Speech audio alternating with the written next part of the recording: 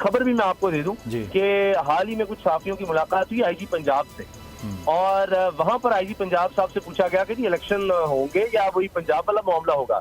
تو آئی جی پنجاب نے کہا جی ہمارے پاس تو نفری ہی نہیں ہے.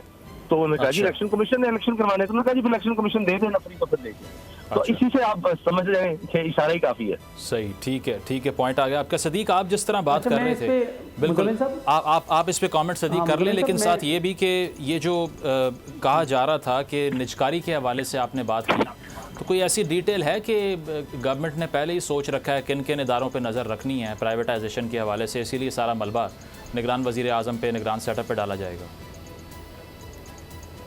دیکھیں، وہ ابھی میرے پاس ڈیٹیل تو نہیں ہے، لیکن کچھ چیزیں مارک کی گئی تھی کہ کیا کیا چیزیں ہیں جن کو جو ہے فروغ کیا جا سکتا ہے اور یہ کیا جائے گا. میں اسامہ بھائی جو بات کر رہے تھے، مزمل بھائی، اس پہ میں یہ کہنا چاہ رہا تھا کہ خواجہ آصف صاحب نے ایک انٹرویو دیا ہے، شاید وہ محمد مالک صاحب کے ساتھ تھے یا کس پروگرام میں تھے، مجھے یہ یاد نہیں آ رہا. ابھی پچھلے 4-5 دن میں ہی انہوں نے انٹرویو دیا. شاہ صاحب 3 باتیں انہوں نے بہت امپورٹنٹ کی.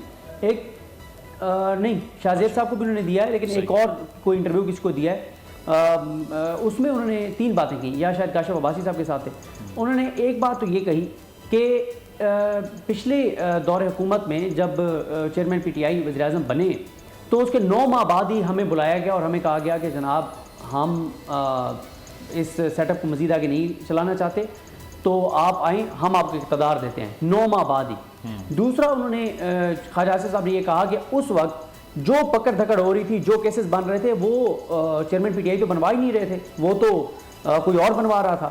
اب یہاں پر آپ یہ دیکھیں کہ اس کا مطلب یہ ہے کہ وہ جو کیسز بنے تھے، ان کیسز کا جو یہ کہہ رہے ہیں کہ کیسز کوئی اور بنوا رہا تھا. اور آپ کو یہ بھی یاد ہوگا کہ جب یہ چیئرمین پی ٹی آئی کو یہ کہا کرتے تھے کہ ہماری لڑائی تمہارے ساتھ تو ہے ہی نہیں، ہماری لڑائی تو تمہیں لانے والوں کے ساتھ ہے. اس کا مطلب یہ سمجھ آتا ہے کہ پھر چیئرمین پی ٹی آئی کا یہ دعویٰ درست ہے کہ ان کا احتساب جو ہے وہ نہیں ہونے دیا گیا، ان کو بچایا جاتا رہا. اور کیونکہ مریم نواز صاحبہ نے خود کہہ دیا تھا کہ آسان راستہ ہے، اس میں ہم چلیں گے تو ہمیں اقتدار مل جائے گا. وہ آسان راستہ ہمیں بھی آتا ہے. اور پھر آپ یہ بھی دیکھیں کہ اے جے کے میں انہوں نے ایک انٹرویو دیا تھا، شاید ڈی وی سی کو دیا تھا، کس کو دیا تھا، جس میں انہوں نے کہا تھا کہ جس دن اس وزیر اعظم کو ہٹا دیں گے ادارے، اس دن ہم اداروں سے بات چیت کریں گے. یہ بات بھی وہ کرتے تھے. پھر زرداری صاحب کا بیان حوالہ دے رہے ہیں اسامہ غازی صاحب کے، انہوں نے ہم سے رابطہ کیا ہے کہ فارمولہ بنانے والوں نے کہ آپ فارمولہ بنا کے دیں. ہم نے کہا پہلے اس کو ہٹاؤ، پھر ہم فارمولہ آپ کو دیں گے. تو اس کا مطلب یہ ہے کہ 9 ماہ بعد ہی یہ ڈیسائیڈ تو ہو گیا تھا کہ ان کو نہیں چلنے دینا، ان کو ہٹانا ہے. لیکن کیونکہ نون لیگ کے ساتھ جو ٹرمز اینڈ کنڈیشنز ہیں، نون لیگ اس پہ نہیں آ رہی تھی، کیونکہ مریم نواز صاحبہ نئی انقلابی بنی تھی. اپنے والد صاحب کا وہ ایک سمجھتی تھی کہ ہم جو ہے نا وہ ووٹ کی طاقت سے آئیں گے، ہم جو ہے وہ عوام کی طاقت سے آئیں گے. اور نون لیگ کی پاپولیرٹی میں اضافہ بھی ہونے لگ گیا کیونکہ کووڈ آیا، کووڈ کی وجہ سے جو چیزیں تھیں، حکومت سے لوگوں کے تحفظات تھے. اس کا مطلب یہ ہے کہ 9 ماہ بعد یہ ڈیسائیڈ ہو گیا تھا کہ ان کو ہٹانا ہے. لیکن یہ اچھے بچے نہیں بن رہے تھے.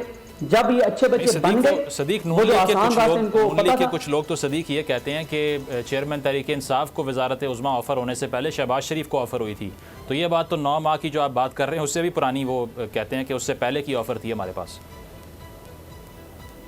بالکل، وہ تو یہ بھی کہتے ہیں کہ شہباز شریف صاحب تو یہ بھی کہتے ہیں کہ انہوں نے تو کابینہ بھی ڈیسائیڈ کر لی تھی کہ کابینہ، بالکل یہ آپ درست بات کہہ رہے ہیں کہ کابینہ بھی انہوں نے ڈیسائیڈ کر لی تھی. لیکن وہی بڑے بھائی نہیں مانے، اور بڑے بھائی کو ایک تھا کہ وہ بڑا پھر بورڈ کو عزت دو کا بیانیہ اور وہ ساری چیزیں، اور پھر اس کے بعد جو کچھ ہوا پچھلے 16 ماہ میں وہ ہمارے سامنے ہے.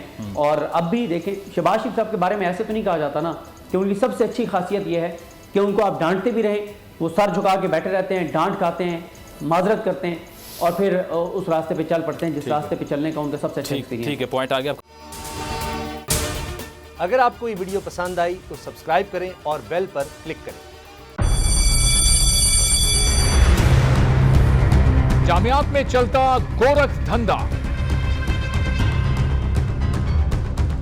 نوجوانوں کے مستقبل سے کھیلنے والی کالی بھیڑوں کے آگے حکومت اور انتظامیہ مکمل بے بس. مستقبل کے معماروں کے تحفظ کے لیے بول نے اٹھائی آواز، صحافتی فرائض کو نبھاتے ہوئے پہنچائی ہر خبر عوام تک، بڑے اسکینڈل سے جڑے تمام حقائق رکھے عوام کے سامنے، کیونکہ بول ہے پاکستان کا نمبر 1 نیوز چینل.